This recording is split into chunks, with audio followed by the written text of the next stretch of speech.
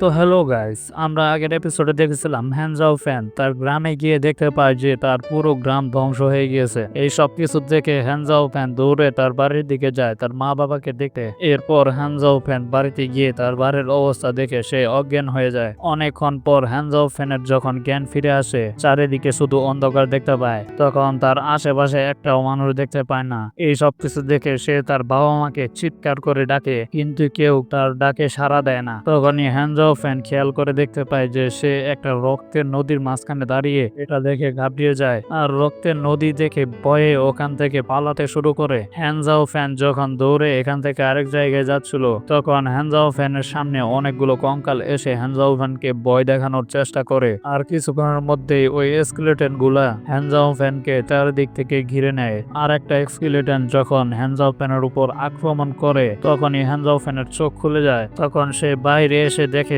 ওই সব কিছুই নেই। তখন সে তার বাবা মাকে খুঁজতে শুরু করে, তার বাবা মাকে আওয়াজ দেয়, কিন্তু আশেপাশে কাউকেই দেখতে পায় না। তখন সে সামনে তাকিয়ে দেখতে পায় লিন গুইন কান্না করতেছে। আর লিন গুইন হ্যানজাও ফ্যানকে দেখে দৌড়ে এসে হ্যানজাও ফ্যানকে জড়িয়ে ধরে আর কান্না করে বলে, আমার বাবা মাও এখন বেঁচে নেই। তখন তারা দুজনেই অনেক কান্না করে। তখন ওই জায়গায় একটা লোক এসে তাদের দুজনকে একটা পাহাড়ের উপরে নিয়ে যায়। পরে আমরা জানতে পারি যে এই লোকটা এই শহরেরই রাজা।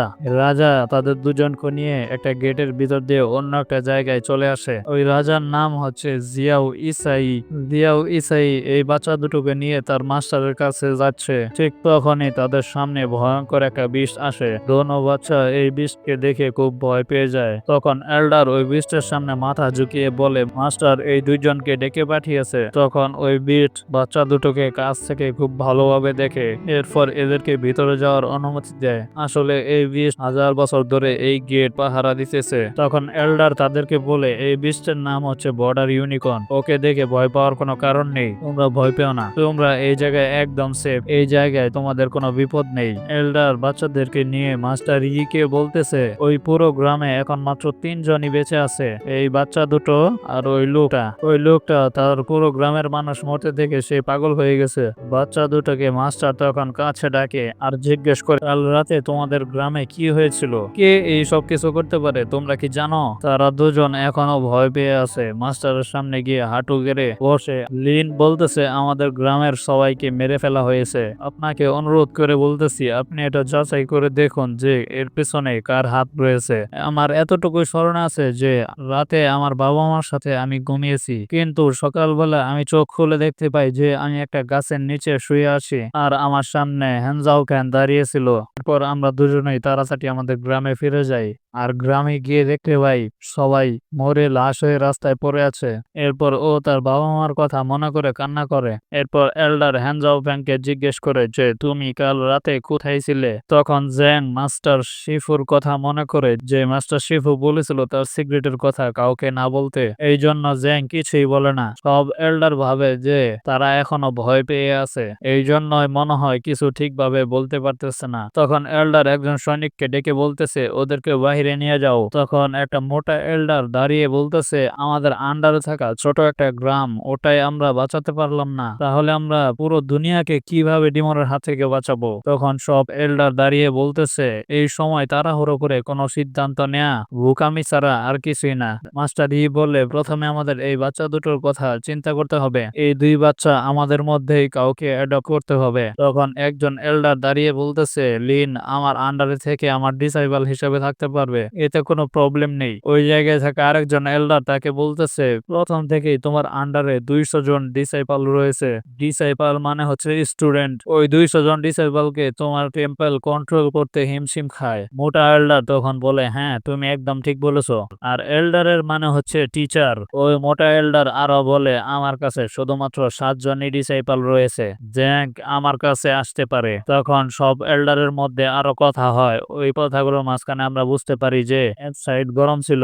এর মানে এই জায়গার এল্ডার গুলা একজন আরেকজনকে দেখে একটু হিংসা করে। সব এল্ডার এই বাচ্চা দুটোকে তার নিজের আন্ডারে নিতে চায় আর সব এল্ডার নিজের টেম্পলের প্রশংসা করে। এরকম ভাবে কথা বলতে বলতে যখন তাদের মধ্যে ঝগড়া শুরু হবে ঠিক তখনই মাস্টার ই তাদেরকে থামিয়ে দেয় আর ডিসাইড করে বলে লিন তোমার আন্ডারে যাবে আর জেন ডাশু পিকে যাবে। মাস্টার ই এই সিদ্ধান্ত এখানেই ফাইনাল করে দেয় আর সব এল্ডারকে বলে আমি চাই যে এটা তোমরা সবাই ইনকোয়ারি করো। সব এল্ডার মাস্টার ই কে গ্রিট করে। এরপর আমরা দেখতে পাই দোনো বাচ্চা মন খারাপ করে সিঁড়ির ওপর বসে আছে। তারা তাদের বাড়ি ফিরে যেতে চায় কিন্তু তাদের পুরো গ্রামই ধ্বংস হয়ে গেছে।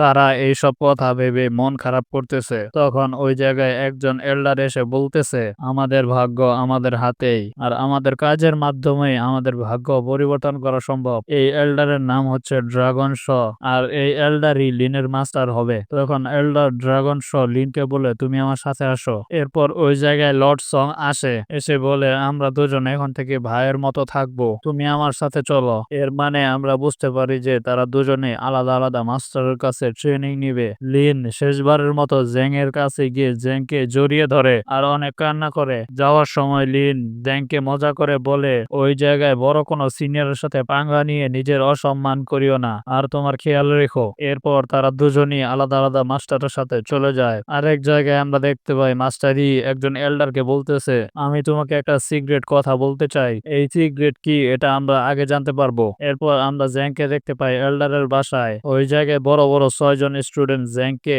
বিরক্ত করতেছিল।